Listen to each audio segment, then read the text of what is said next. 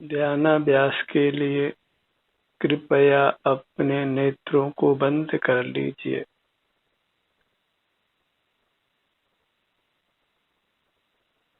हमारा सर्व सुख हमारे शरीर में ही गर्भित है, गुप्त है।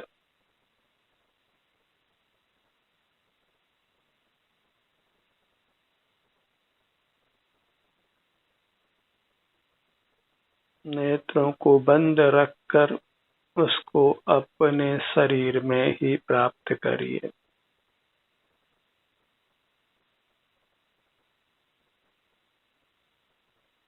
अपने सिर से पांव तक इतना ही सुख है।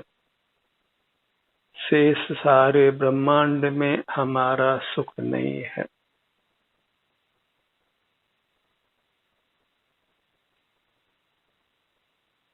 अपने शरीर का एहसास करना इतना ही सुखी होने का एकमात्र उपाय है। शेष सब भ्रमणा है।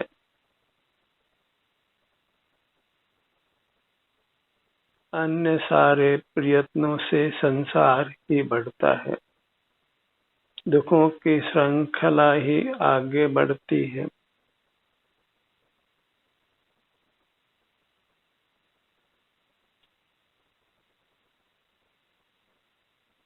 बाह्य जगत को विषय संज्ञा है और उसको देखना जानना विषय भोग है। और विषय भोग से जीव का अहित होता है। विषयों के लक्ष्य से रागादिक दोष उत्पन्न होते हैं, जिससे मानसिक तनाव होता है, आकुलता होती है, जीव के सुख का घात होता है। यदि वीतराग रहना है तो अपना मुख अपने शरीर की ओर रखिए। परमात्मा होना है, जन्म मरण से मुक्त होना है, दुखों से मुक्त होना है, तो अपनी दृष्टि अपने शरीर पर रखिए।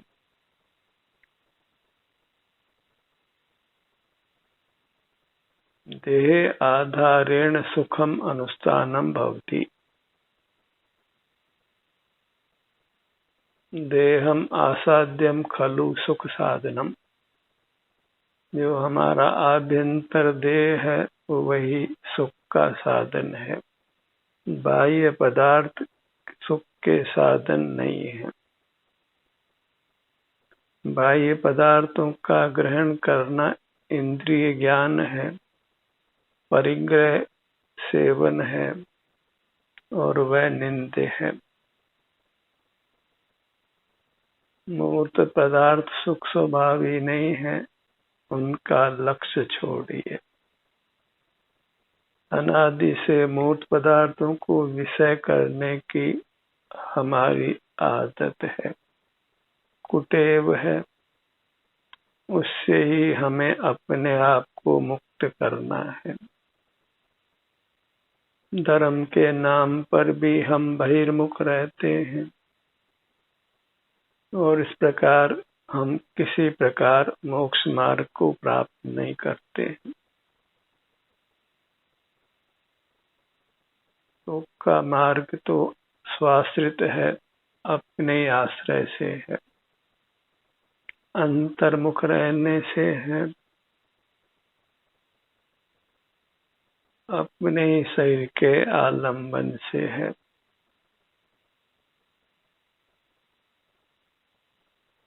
सुख का परिणाम अपने शरीर में ही होता है, शरीर के बाहर नहीं होता।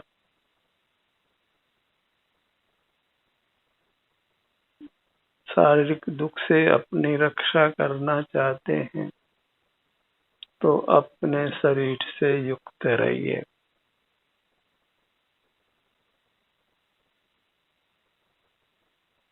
बाह्य मूर्त शरीर हमारा नहीं है, पर इसी के साथ दृढ़ता से बद्ध अपना अमूर्त शरीर वही अपना है, और जो दृढ़ बंधन है उससे हमें अपने आप को मुक्त करना है।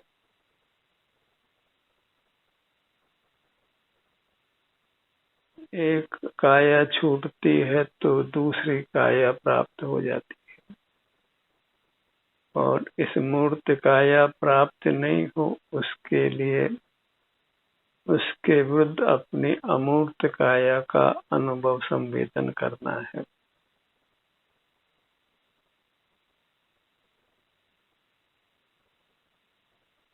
मूर्त काया और मूर्त इंद्रियों के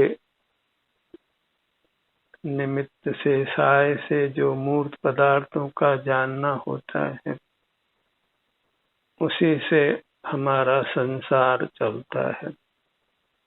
संसार के नाना दुख होते हैं, उससे अपनी रक्षा करने के लिए अपने शरीर से युक्त रहिए, जिसमें हमारा संपूर्ण सुख गुप्त है। वही हमारी गुप्त निधि है, उसको बाह्य जगत से गुप्त रहकर भोगिए।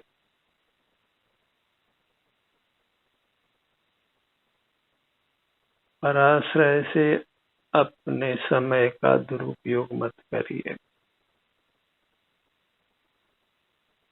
स्वाश्रय से रहना ही समय का सदुपयोग है।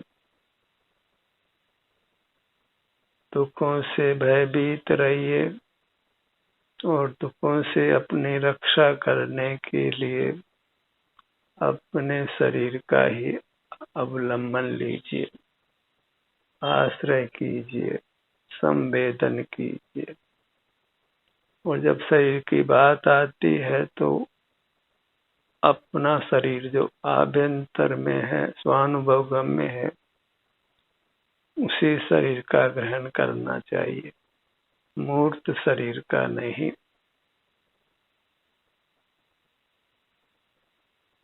शरीर शब्द से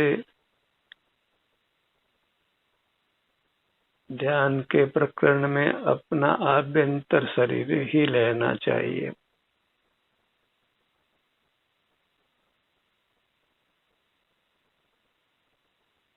बाह्य शरीर नहीं।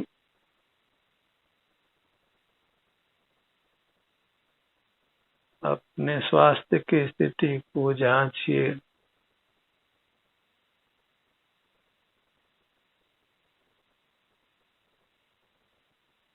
जो शरीर में वेदना नहीं है उसको सुख जानकर अनुभव में लीजिए।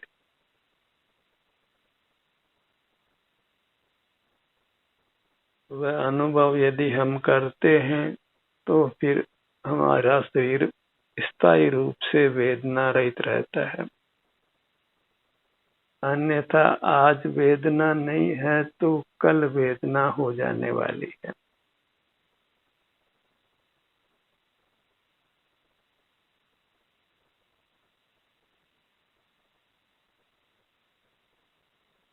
बहिर्मुख रहने पर हमारे रोम रोम में पीड़ा होना संभवित है।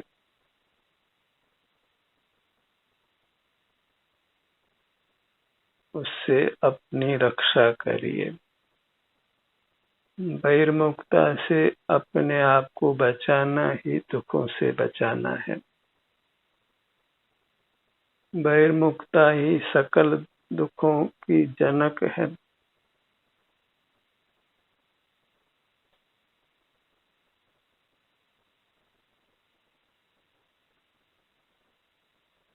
बहिर्मुखता रूपी अपनी कुटेव से मुक्ति प्राप्त करिए। बहिर्मुखता से मुक्त हो जाना ही परमात्मा पद को पा लेना है, संसार से मुक्त हो जाना है।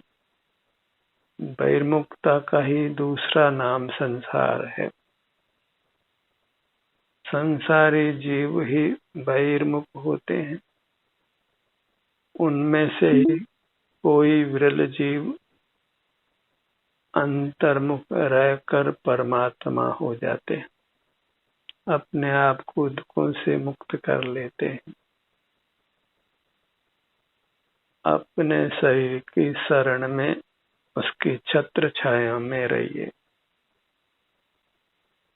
क्योंकि आपका शरीर ही आपके लिए भगवान है। अन्य कोई आपके लिए भगवान नहीं है। पर की आराधना हमने जन्म जन्म में की है, उसको छोड़कर अपनी आराधना कीजिए। ऐसा लगता है कि भगवान की आराधना छोड़ने से हम संकट में पड़ जाएंगे, पर ऐसा बिल्कुल नहीं है।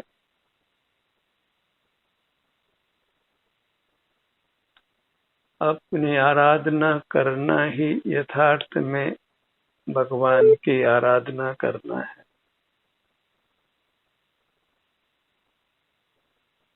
और अपने सन्मुख रहना ही भगवान की आराधना करना है, अपनी आराधना करना है। और काम यदि आप करना चाहें तो अत्यंत सुगम है। किसी भी मुद्रा में रहकर जो आपके लिए अनुकूल हो, अपने ध्यान को अपने शरीर पर ले आना है। और वहाँ जो भी सुख दुख की स्थिति है उसको भोग लेना है। वही अपना भोग है सो निरापद है। पर को भोगना ही विषय भोग है, और उसी से सकल दुखों की उत्पत्ति होती है। तो ऐसी प्रार्थना करिए कि आत्म के अहित विषय कसाय इनमें मेरी परिणति न जाए। विषयों की ओर हमारा उपयोग नहीं हो, बाह्य जगत की ओर हमारा उपयोग नहीं हो,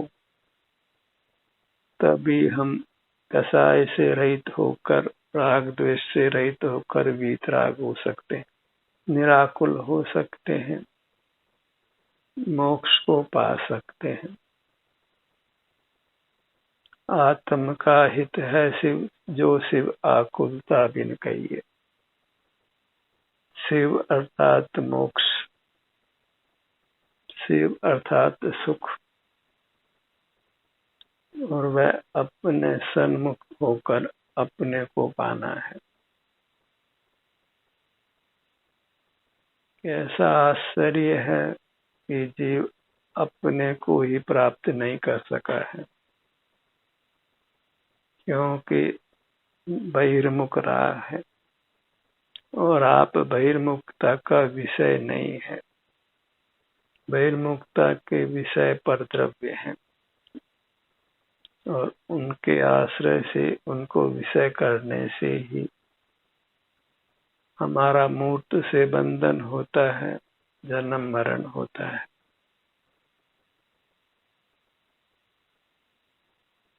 अपने में ही विहार करिए दिन और रात। एक समय भी बहिर्मुख रहना अच्छा नहीं है।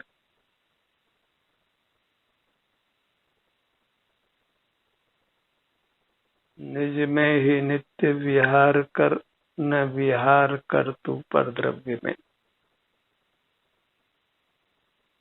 निज में ही रतिवंत बन, निज में ही संतुष्ट रहे। निज में ही बन तृप्त तू, उत्तम सौख्य हो जिससे तुझे।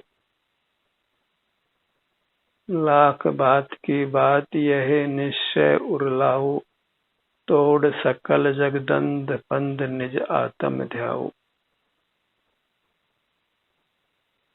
एक भावना भाइये मैं रहूं आप में आप लीन, यों करो होऊं जो निजाधीन स्वाधीन। आवूं उतरूं रमलूं निज में निज की निज में दुविधा ही क्या। एक ही देश न है आत्म अनुभव करना रे भाई।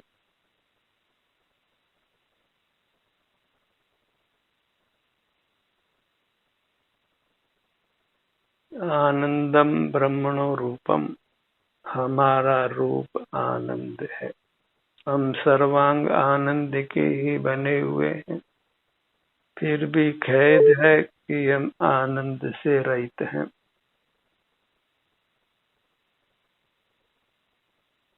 जैसे मिश्री मिठास से रहित हो, नमक खारास से रहित हो, ऐसे ही हम सुख के बने हुए होकर भी सुख से रहित रहते हैं, क्योंकि हम अपना मुख अपनी ओर करते नहीं हैं, अपना ही रसास्वादन नहीं करते हैं।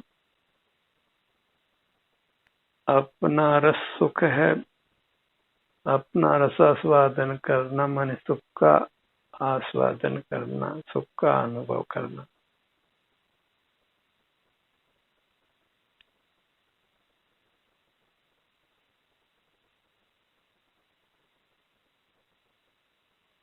ध्यान का अभ्यास वही करना योग्य है, उसी से ये मनुष्य जन्म सार्थक होता है।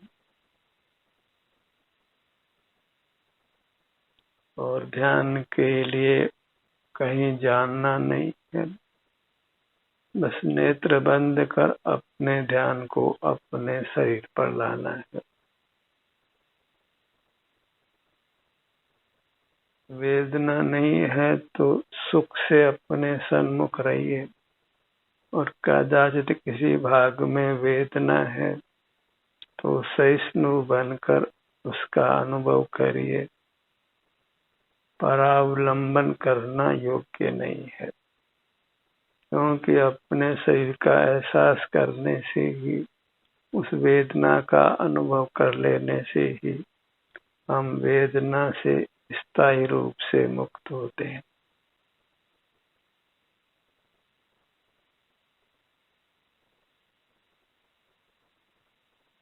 इस विश्वास के बल पर ही हम अंतर्मुख रहकर सकल दुखों से मुक्त हो सकते हैं।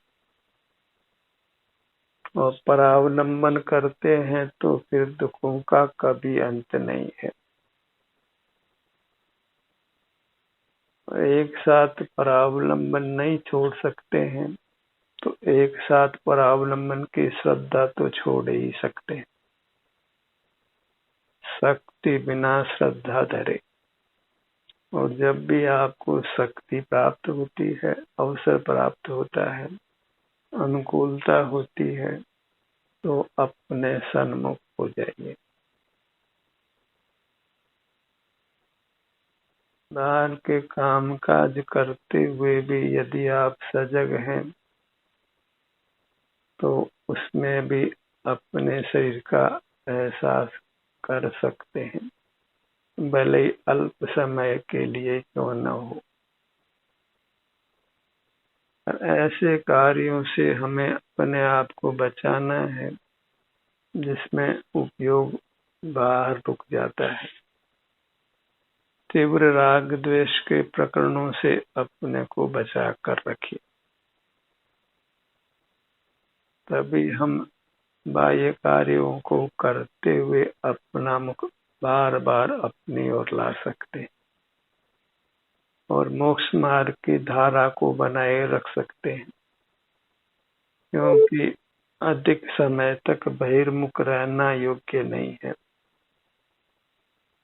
यदि अधिक समय तक बहिर्मुख रहते हैं तो फिर हम अपने सिद्धांत से ही छूट जाते हैं, अपने लक्ष्य से ही भ्रष्ट हो जाते हैं, भूल ही जाते हैं कि हमें अपना मुख अपनी ओर रखना है। बाहर के कार्यों में ही मशगूल हो जाते हैं और मोक्ष मार्ग को भुला देते हैं। और फिर भूल आपको हैरान हो गया। भूल आपको भ्रमतवादी, अपने को भूल कर ही संसार में भ्रमण करता है। और हम अपने को भूले हैं तभी तो संसार में खड़े हैं। यदि अपने को नहीं भूले तो संसार में ना होते, जन्म नहीं लेते। वो जन्म लिया है तो मरना भी होगा। मरना कोई दुखद नहीं है यदि हम बाह्य जगत से नहीं जुड़ते हैं, क्योंकि जन्म लेकर हम बाह्य जगत से जुड़ जाते हैं, मोहग्रस्त हो जाते हैं, बाह्य जगत को छोड़ना नहीं चाहते हैं, तो फिर हमको मरण से भय उत्पन्न होता है।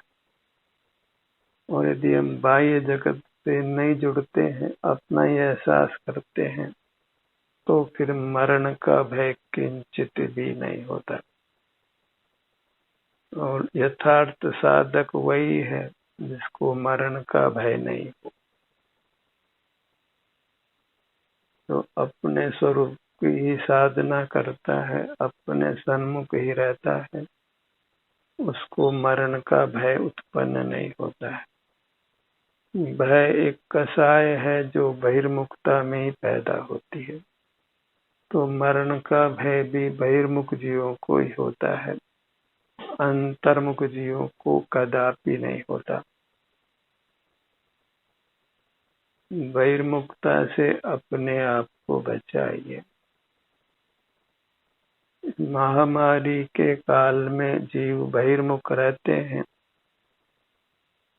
इसीलिए भयग्रस्त हैं। चारों ओर का माहौल देखकर ही भयग्रस्त हैं, और अपने भीतर का माहौल देखें तो निर्भय रहते हैं। और भय तो जीवित ही जलाता है। अग्नि तो मृत काया को जलाती है, पर भय तो जीवित काया को ही जलाता है। और भय से हमें अपने आप को मुक्त रखना है। बहिर्मुख जीवों को आहार, भय, मैथुन, परिग्रह संज्ञाएं सहज पैदा होती। इन 4 संज्ञाओं से बचना हो तो बहिर्मुखता को छोड़िए।